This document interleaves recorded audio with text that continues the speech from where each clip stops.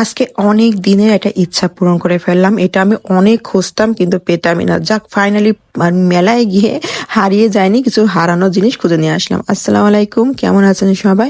আশা করি সবাই খুব ভালো আছেন। এই যে এটা হচ্ছে লোহার কি বলে পিটার সাজ, মানে অনেক দিন ধরে ভাবতেছিলাম এরকম একটা লোহার দেখে কিনবো। কারণ মাটির কিনলে যেটা হয় মানে চুলোয় বসাতে না বসাতে ঠুস করে ফুটো হয়ে যায়। মানে এই নিয়ে যতগুলা কিনছি সবগুলো ভেঙে গেছে, এই জন্য আর কিনি না। একবার কিনলাম 300 টাকা দিয়ে, একবার কিনলাম 250 টাকা দিয়ে, মানে টাকার টাকা শুধু যাচ্ছে। কিন্তু যখন পিঠা কিনতে যায় তখন চাচাদের বলি, চাচারা বলে মাত্র 50 টাকার দাম এই হাঁড়িগুলো, তোমরা এত টাকা দিয়ে কই কিনছো? আসলে আমরা তো আর তাদের মতো ঘুরে ঘুরে কিনি না, মানে আমাদের যত দাম চাই সেটা দিয়ে আমরা কিনে ফেলি। এসব সম্পর্কে তো আমরা বুঝিও কম। তো ব্যাস মেলায় গেছিলাম, তো মেলা থেকে আমি এটা নিয়ে চলে আসছি, মাত্র 150 টাকা নিচ্ছে। 150 টাকা দিয়ে এই পিঠার লোহার সাজটা কিনে নিয়ে আসছি, সাথে আর একটা কিনছি ছোট দেখে কড়াই, তো ওইটা পরে দেখাবো। ওইটা নিয়ে আসছি তেল বানানোর জন্য। তো এই হচ্ছে পিঠে বানানো আমাদের চলতেছে, এত সুন্দরভাবে পিঠেগুলো হবে। মানে ফার্স্টে ভাবছিলাম যে না, ফার্স্ট এগুলো হয়তো বা খারাপ হবে, ভিডিওতে নিব না। পরে ভাবলাম যে প্রথম শুরুটাই দেখাবো, কারণ হচ্ছে দেখেই মনে হচ্ছে পিঠেগুলো অনেক সুন্দর হবে। এই দেখেন কত সুন্দরভাবে তোলা হয়ে গেল না, মানে এত ইজি। যায় রেখে পিঠে খাওয়ার তো শখ নেই, কারণ আমার সবচাইতে বেশি ভালো লাগে এভাবে নারকেল কুড়ানো আর হচ্ছে পাটালি ঝোল, মানে হচ্ছে গুড়ের ঝোল। তো এটা দিয়ে ডুবিয়ে ডুবিয়ে খেতে কিন্তু ভীষণ মজা, আপনারা ট্রাই করবেন। তো নাস্তা মানে সন্ধ্যার নাস্তা খেয়ে উঠতে না উঠতে বাজার চলে আসছে, তো আমি এগুলো সব বলে দিছিলাম।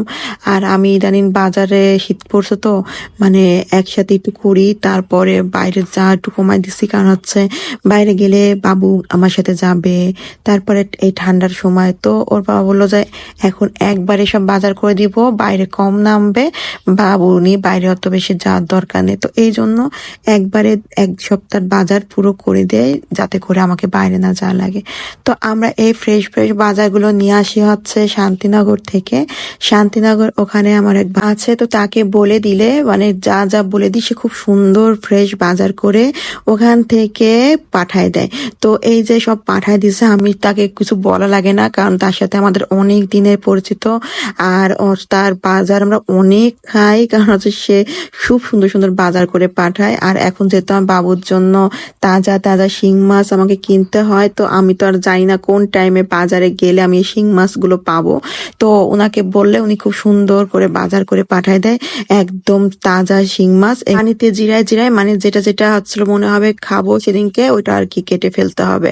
আর বাবু যেহেতু 2টা 3টা করে ছোট ছোট করে তাজা মাছ কেটে তারপর ওকে হচ্ছে ঝোল করে দিচ্ছি। তো এভাবে আর কি না করলে তো শিং মাছ খেয়ে কোনো লাভ নেই। তো এই জন্য ওখান থেকে বাজার ঘাট করে নিয়ে আসা। আর এটা হচ্ছে কাঁচকলা, ওই যে বাবুকে দিই তো একটু একটু করে বেঁচে যায়। তো ওখান থেকে মা ভাবলো যে একটু চপ বানাই আমরা, তো ওইটা খাই গরম গরম ভালো লাগবে। তো এটা বানাতে লাগছে মা, তো বেশ ভালো লাগতেছিল। আসলে আমার না এইসব আলসামির জন্য অনেক কিছুই খাওয়া হয় না, ফেলে ফেলে দিই, নষ্ট হয়ে যায়। কিন্তু মা থাকলে যেটা হয় সে হচ্ছে অনেক বুঝে শুনে একটা কিছু বানায় দেয় আর কি, মানে বুদ্ধি করে একটা কিছু করে দেয় যেটা খুব মজা করে খাওয়া হয়ে যায়। আর এটা কিন্তু বাচ্চারা খেয়েছে, মানে আমার জায়নও কিন্তু খেলো। মানে কাঁচকলার বড়া কিন্তু এত মজা, একটু মজা করে বানালে খুব টেস্ট হয়ে যায়। তো কেমন লাগলো সবাই অবশ্যই বলো, আর অবশ্যই ভিডিওটা লাইক করবেন, শেয়ার দিয়ে ভালো থেকে আল্লাহ হাফেজ।